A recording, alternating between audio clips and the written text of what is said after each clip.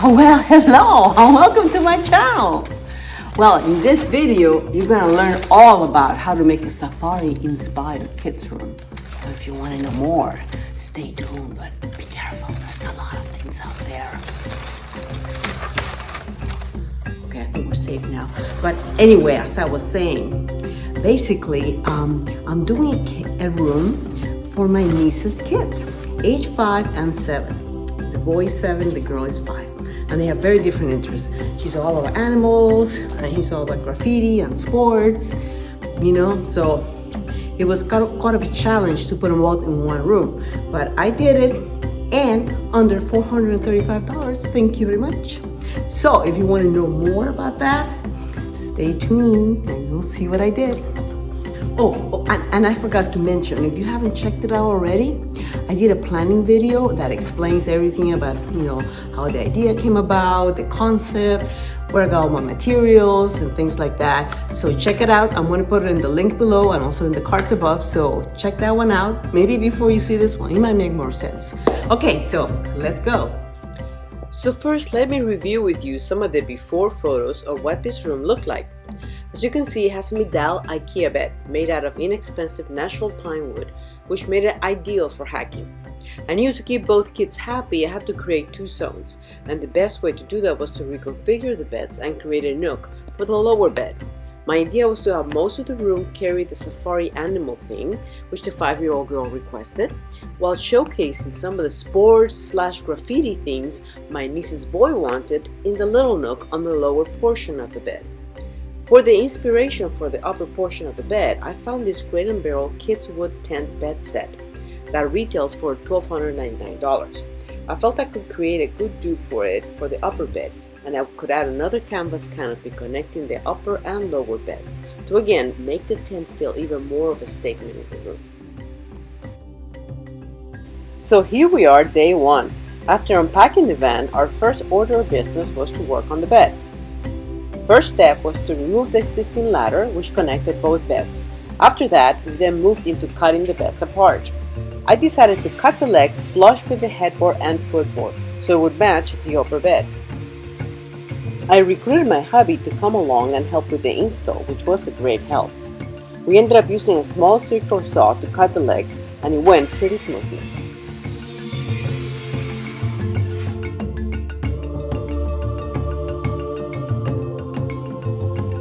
Next step was to create the new legs for the upper bed. I used 2x4s for this. I ended up only needing 2 2x4s. We kept the height of the bed the same as it was before.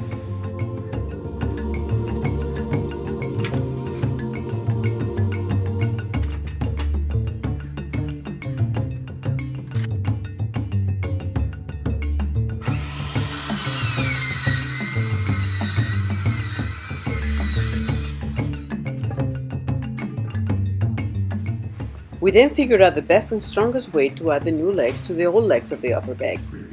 We settled on a T configuration since it seemed to be the strongest and most stable.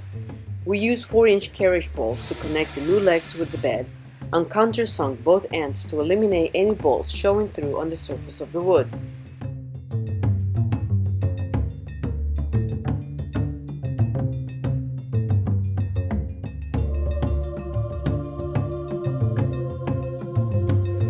So tell me again, what are you using? These 3 in order. This gives a flat surface. This is a lock nut, but the lock nut needs a flat metallic surface to lock. And the bolt goes on top of it, and the lock nut will keep the bolt from loosening over time. Okay. The lock nut will be locked in place.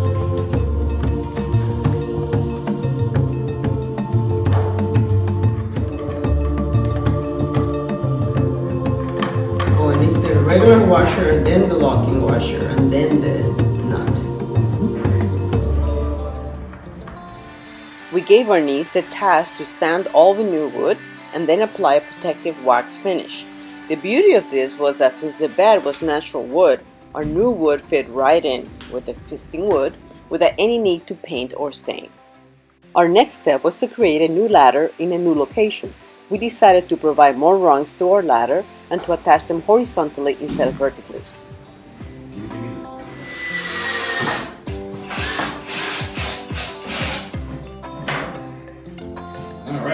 ladder's done. That's enough for an adult.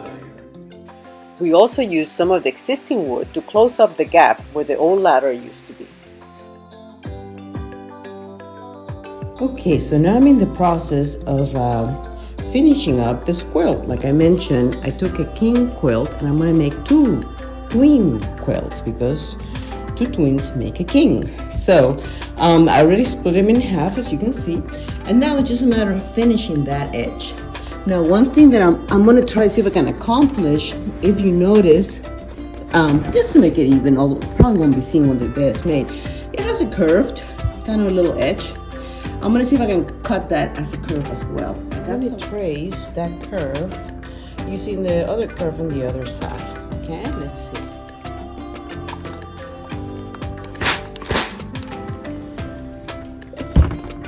I'm going to double up and this first of all iron it, and then I'm going to sew that line right there.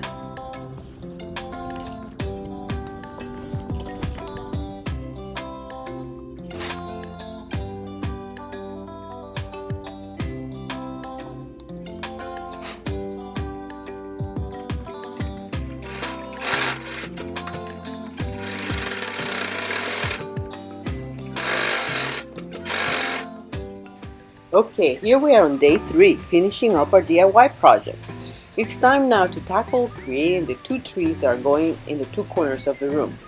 If you saw my secret garden tea party, you would have seen that I created these trees there as well. And I made them out of 3 branches that I found in a local park near my house. These are just dead branches that are falling into the ground. I'm not cutting any trees or anything like that, but they make for beautiful trees, and they have some beautiful bark and natural mosses that create a really lifelike kind of situation. I created one tree by zip lining branches around an existing lamp. For the other one, I attached the branches around a wood square pole that I happened to have from a previous project.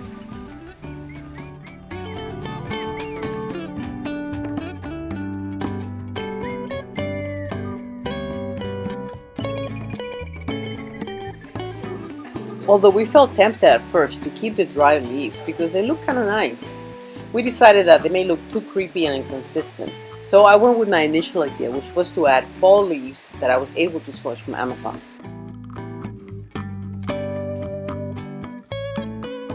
For the final touch, we added fairy battery-operated lights to each tree. These are on a timer and can also create different lighting patterns.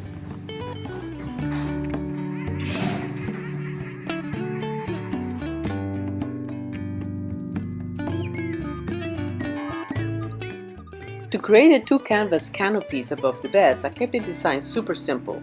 In fact, the design kept getting simpler and simpler as time went by. It was created using inexpensive wood dowels, the kind that are often used in closets, as well as canvas drop cloth. Yeah, this is the stuff painters use to protect the floor. I ended up being able to make both canopies with just one 9x12 package of drop cloth, and even have fabric left over for future projects. The upper bunk bed that had more of a teepee shape, I cut the closet dowels in half. I then crossed them and attached them with one of my 4-inch carriage bolts, going through both dowels on the center. To make them removable, my husband created these kind of holsters at each side of the bed where the poles rested. For the canopy portion, I sewed a pocket in the middle of the drop cloth. I had an additional curtain rod which I fit the rod through. I then placed it on top of the closet dowels. And then to secure the entire canopy to the top, I just basically added ties at each corner of the canopy, and this would tie around the bed frame. The simple ideas allow for the top canopy to be rolled up or taken all the way down, depending on the mood. For the bottom canopy, it was held in place with very inexpensive curtain rods from IKEA.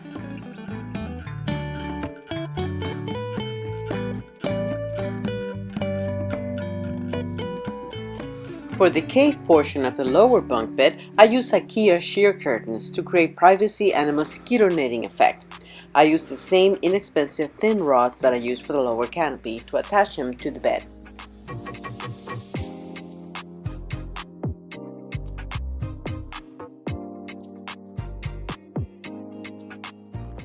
And now for the final touches, I decoupaged some travel stickers to these wood blocks that I had purchased from HomeGoods.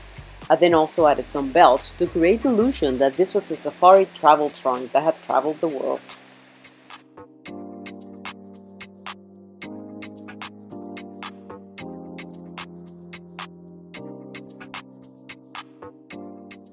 Underneath the upper bed, what we're calling Gabe's cave, we added a personalized graffiti decal with the 7-year-old's name.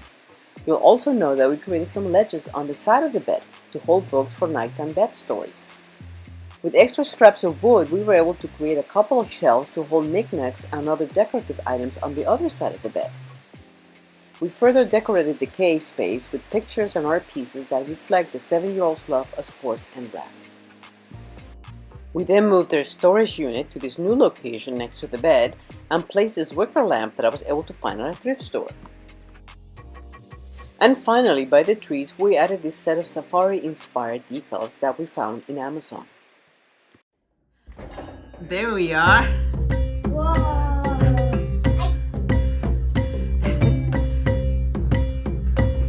Hey, look! Did you see what it says back there, Gabe? Look at the wall. You see that? What does that say? Yeah. And what is that, graffiti, huh? Yeah. Yeah, that's right. Michael Jordan. Yeah, very good. You guys see the tree?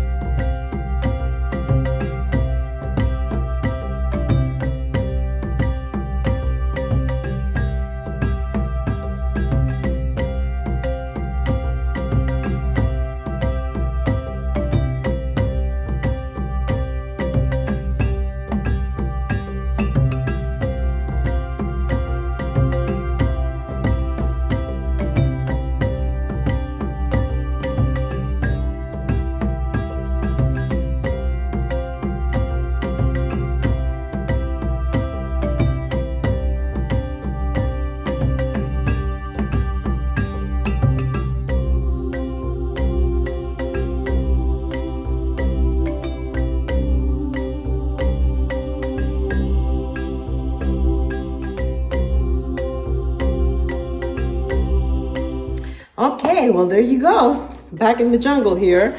I hope you enjoyed this safari slash graffiti slash sports theme for a kid's room. And I hope you come back for the next time because there'll be some other adventure, some other place. Hopefully a little safer than this one. This one says, a little sketchy. I really know. Oh my God. I better go. See you later.